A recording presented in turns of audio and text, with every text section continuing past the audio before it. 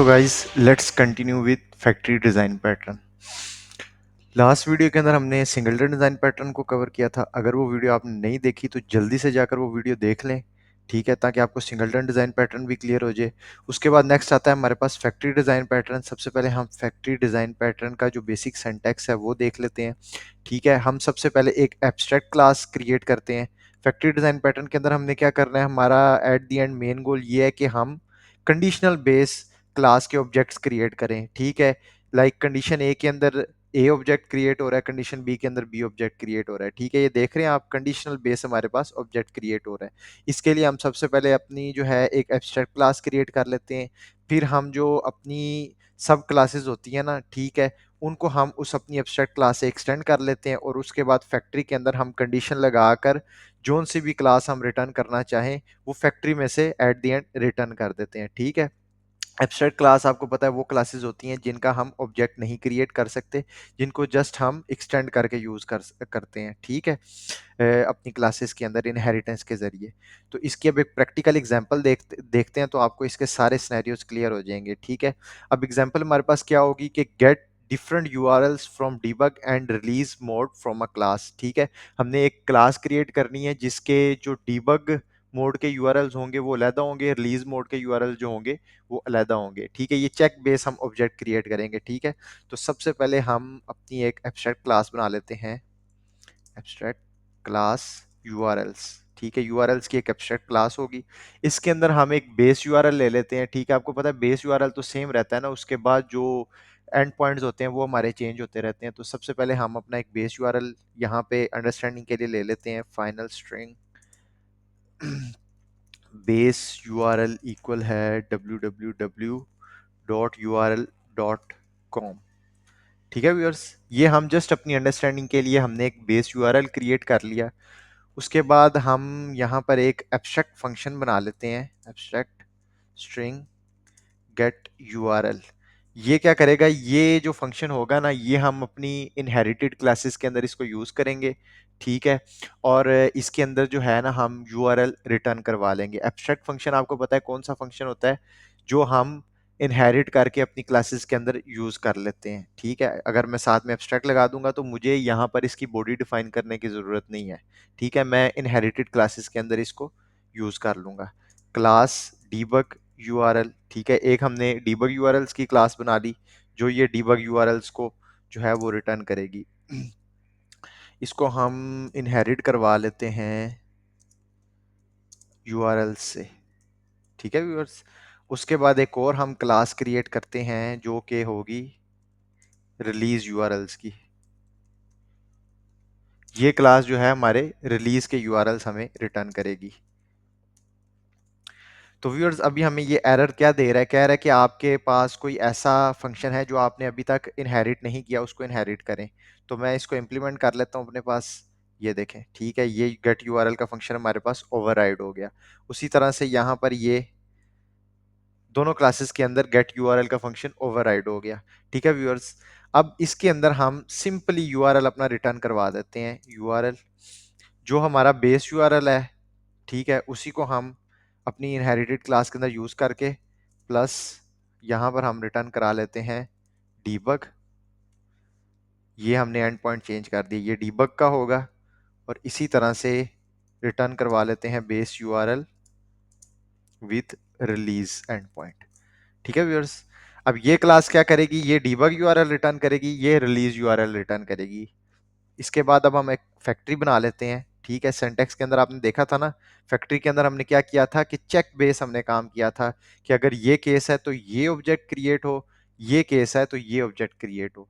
तो यहाँ पर हम सिंपली अपनी एक क्लास बना लेते हैं यूआरएल्स फैक्ट्री के नाम से।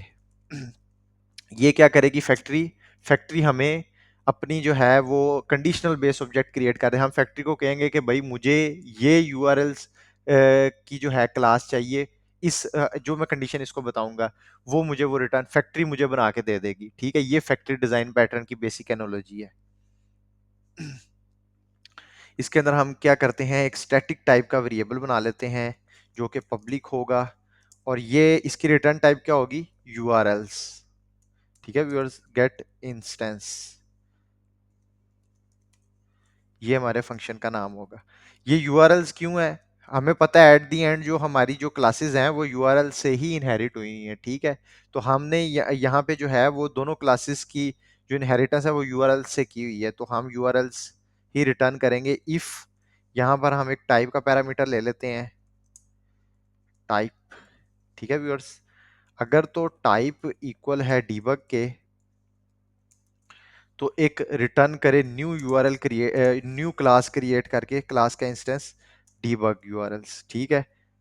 एल्स में हमारे पास क्या करे, रिटर्न करे न्यू रिलीज यूआरएल्स, ठीक है व्यूअर्स। अगर तो डीबग टाइप होगी तो डीबग वाली क्लास जो है वो क्रिएट हो जाएगी, अगर रिलीज टाइप होगी तो रिलीज वाली क्लास का ऑब्जेक्ट रिटर्न कर देगी। ये हमने कंडीशनल बेस्ड ऑब्जेक्ट्स बना लिए यहाँ पे। अब हम इसको यूज करके चेक करते हैं, ठीक है। मेन के अंदर हमने जी यूआरएल्स इक्वल टू फैक्ट्री को हम कहते हैं हमें जी प्रोवाइड कर क्लास जो है वो URLs factory dot gate instance debug, ठीक है व्यूअर्स। ये देखें फैक्ट्री को हमने कहा है कि हमें इंस्टेंस बनाकर दे डीबग टाइप का। उसने क्या किया, उसने देखा जी ये डीबग की कंडीशन के अंदर कौन सी क्लास का ऑब्जेक्ट रिटर्न हो रहा है, डीबग यूआरएल्स, ठीक है। यही हमने जो एब्स्ट्रैक्ट हमारी क्लास थी ना उसी का हमने एक वेरिएबल बना लिया, ठीक है। और उसके अंदर हमने जो है वो रिटर्न टाइप भी हमारी यही थी, और ये जो दोनों क्लासेस हैं ये ऑलरेडी इनहेरिट हो रही हैं इसी क्लास से, ठीक है। तो हम इस क्लास का जो है ऑब्जेक्ट इस क्लास के अंदर भी स्टोर कर सकते हैं, ठीक है व्यूअर्स। जिस तरह से ये देखें ना, ये डीबग यूआरएल्स रिटर्न होंगे, यूआरएल्स के अंदर सेव हो जाएंगे, ठीक है। उसके बाद यहाँ पर हम प्रिंट करवा के देखते हैं URL is URLs dot gate URL, ठीक है। अब हम इसको रन कर लेते हैं। तो ये देखें व्यूअर्स यूआरएल इज डीबग। इसी तरह मैं अगर इसको कहता हूं रिलीज, अब मैं इसको सेव करता हूं तो ये देखिए अब मुझे क्या रिटर्न करेगा, रिलीज यूआरएल। ये हमने कंडीशनल बेस जो है वो क्लास का ऑब्जेक्ट क्रिएट कर लिया। कंडीशनल बेस आप किसी भी सिनेरियो के अंदर कर सकते हैं। तो ये हमारा फैक्ट्री डिजाइन पैटर्न कहलाएगा। इसकी हम कुछ एग्जांपल्स देख लेते हैं, ठीक है। मैं आपको कुछ प्रैक्टिस एक्सरसाइजेस दे देता हूँ, वो आप खुद सॉल्व करें ताकि आपकी इसके ऊपर जो है वो ग्रिप अच्छी हो जाए और इसकी प्रैक्टिस हो जाए।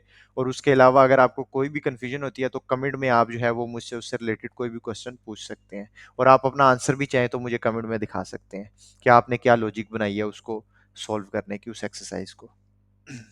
सो व्यूअर्स फर्स्ट टास्क है हमारे पास फैक्ट्री डिजाइन पैटर्न के लिए, develop a shape drawing system where a factory is responsible for creating different types of shapes like circle, square and rectangle based on a provided input, ठीक है। हमने तीन तरह की जो है ना वो क्लासेस रिटर्न करनी है। एक हमारी एब्स्ट्रैक्ट क्लास जो होगी वो शेप की होगी, ठीक है। शेप के नाम से आप रख लीजिएगा और तीन क्लासेस बना लीजिएगा, सर्कल, स्क्वायर एंड रेक्टेंगल, ठीक है। फिर चेक बेस आपने इंस्टेंसेस जो है वो रिटर्न करवा देने हैं। अगर वो सर्कल की डिमांड करता है आप एक इनम्स बना लीजिएगा, ठीक है। तीन इनम्स आप रख लीजिएगा, circle, square, rectangle, conditional handle करने के लिए। अगर वो सर्कल कहता है तो सर्कल की क्लास रिटर्न हो जाए, स्क्वायर कहता है तो स्क्वायर की, अगर रेक्टेंगल कहता है तो रेक्टेंगल की, ठीक है। इसी तरह से एक नोटिफिकेशन सिस्टम बनाना है। इसके अंदर आपसे जो है वो यूजर कहेगा कि यार मैंने ईमेल करनी है तो आपने ईमेल की क्लास रिटर्न कर देनी है। यूजर कहेगा मैंने एसएमएस करना है, आपने एसएमएस की क्लास रिटर्न कर देनी है।